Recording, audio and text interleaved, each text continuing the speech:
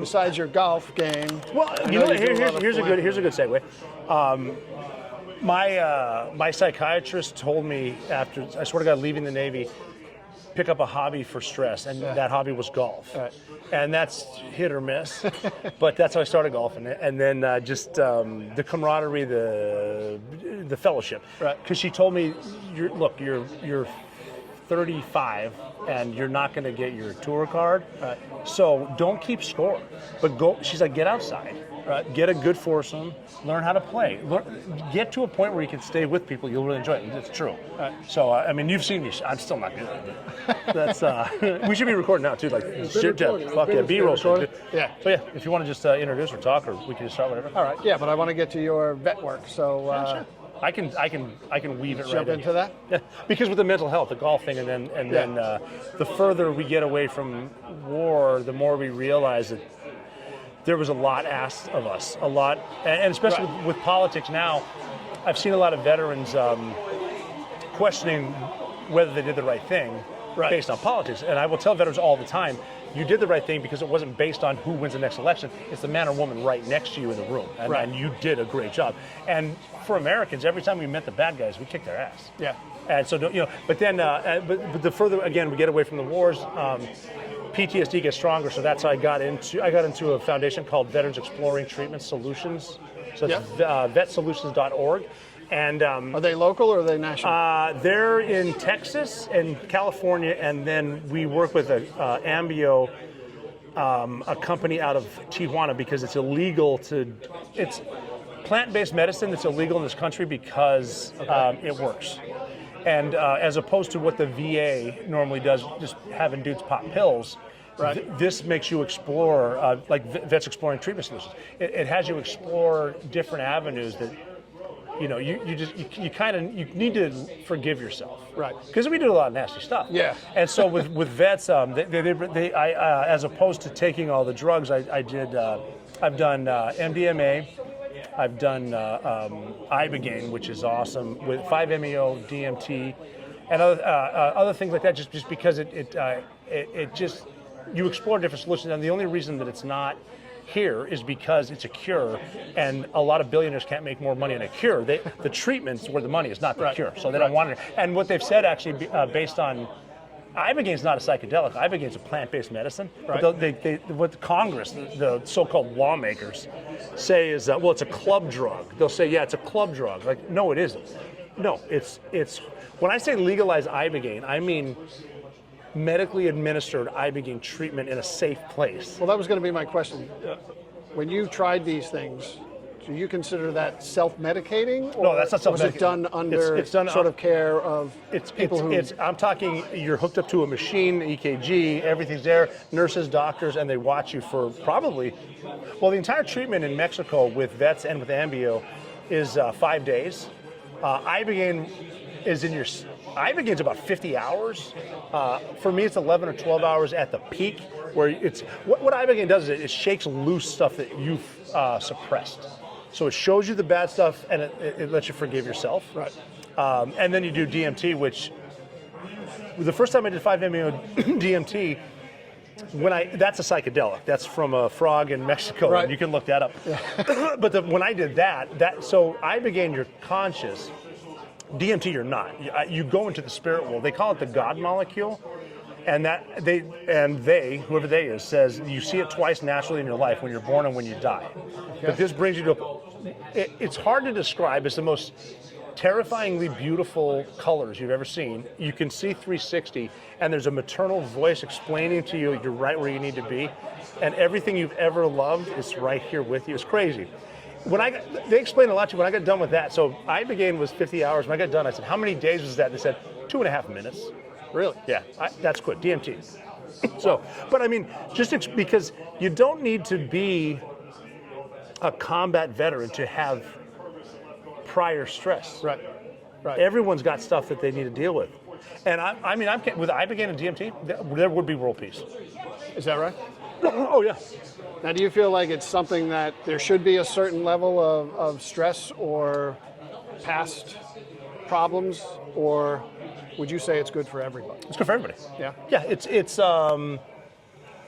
Yeah, it just it calms you down. There, I went through my last ibogaine treatments, and and I'm talking a 25-year Army veteran who was a command sergeant major. That when we got done with, because I went down with a couple other dudes, and I'm talking Delta Force, Army Rangers, SF, Yeah. and we finished it. And what he asked me to say is, when you talk to Amber Capone, who runs vets, when you talk to her, tell her she saved my life because I was going to kill myself next week. This was my last chance. And he said, now life is beautiful. Okay. All right. Vetsolutions.org. And now are they a sanctioned charity, or is there some way people can donate? Or, you can. How do they raise funds? They raise it, again, vetsolutions.org, and it's not, I mean, obviously donations help them because it's expensive. I think it's between $7,000 and $10,000 per person. And again, not just veterans to go to Mexico. Right. It should be here. Right. But the donations keep people going, but the awareness. So it's like, hey, I don't feel like cutting a check, but I'll tell my 5 friends at work about this. Right. And once I've never seen anyone not say that's the most incredible thing that's ever happened to me. Right. Wow. And how's it? So we're here supporting that today. Is and it? If anybody wants to hear about it, they're more than welcome to talk. No, it's fantastic. I'm fascinated by your whole story, number one, and then what you've been doing with other veterans, and this just kind of came up with what you're doing to kind of deal with stress. Golf being one of them. That's how we met, right? Yeah. Psychologist. I can't believe somebody told you take up golf to relieve stress. I know. I think we met because you said, "Who's the guy over here that keeps hitting the ground with his driver?" No, we get plenty of that. But has any of this helped your golf game? Oh yeah, this is great because just the instant feedback. Yeah. There's so much shit down there telling me what I did right and wrong. Yeah. It's amazing. Plus, I'm at the point now with regular golf, to avoid stress, I don't chase the ball that I sliced. But here, it tells you where and you just hit another one. Just hit another one. Yeah. That's true. And XGolf's is good for morale. I mean, I got a bunch of first responders here. The happy hour, the food, the camaraderie, the football. Navy's crushing, Army's crushing. What is up with that? Yeah. He's not wrong about any of that, but I didn't pay him to say that. I appreciate you coming down here. Yeah, of course. I appreciate you being nice to our customers here, signing the books, being open with them. And everything you said about XGolf and promoting us, I really appreciate. More importantly, I appreciate your service to our country. Well, it's an honor. And it's an everything honor. you've done. And as far as my service continuing, next time I'm bringing John Daly. All right. He's my guy. JD, what the shit? we're Why gonna aren't you here, smoke brother? you. He's still got it. Oh, I know. I've seen it. All right. Cool, man. Thanks. Cheers. Take the shot means anything. Anything you're thinking about. Well, I shouldn't try that. Take the shot. Yeah, join the Navy and I'll actually could swim with the Navy. You want to? Cheers. So still a slight, small window, but they have to be not only effective and efficient, but hope that the opportunity for an outside shot to. And then I have a quick question. Do you have any advice On what? on the Navy? Are you joining the Navy? I'm interested. I'm a senior in high school and I graduate this January. It might be the advice I usually have is get into one of the academies and fly a jet. Are you thinking about being a SEAL? Yeah. How many pull-ups can you do? I'm pretty fit. I can do around solid pulls, 10, 12 pull-ups. Good, that's good. Yeah. Get up to 30. Yeah. That's good right now. I could do 6 when I joined. Yeah. So that's good. And don't run in boots. Run in shoes. CrossFit's good. Don't. I've had people say that they. I asked people, "What are you doing to get ready?" And they said, "I'm taking cold showers to get used to it." I'm like, that's fucking stupid. No. You don't get used to that. You don't get used to it. The way I describe it is, if I told you in 30 days I'm going to kick you in the nuts as hard as I can, and to get ready for it, you get him kicking you in the nuts every single day, it's still going to suck when I do it. So just take it like a man when it happens. Don't get used to something you can't get used to. Pull-ups, and then it's all mindset and the belief that I think I just tweeted today. You need to I tweeted out today to everyone. You need to trust yourself more. And just because you're from a certain place doesn't mean you're not as good as someone else. Don't be intimidated by someone who is better. Because the problem is there's a sympathetic quitting style where maybe you look to somebody. Oh, that's a tough guy. Shit, when he quits, fuck, if he's not good enough, I'm bullshit. Fuck him. He'll quit. You just don't quit. I mean. The way that I had it described to me, and it's on the internet, it's a famous speech that I didn't write, I wish I did, was I had an instructor say, I know you've probably read the books. Regardless of what you've been told, this course is not impossible. People graduate. You look at me, I'm living proof. So I'll never ask you to do anything impossible, but I'll make you do something very hard. Follow by something very hard. Follow by something very hard. Day after day after day for 8 straight months. And it sounds like a lot to me from out there. Don't think about it that way. Here's how you achieve a long-term goal. Wake up in the morning on time, make your bed the right way, and then brush your teeth. That's 3 wins. You just started with 3 wins.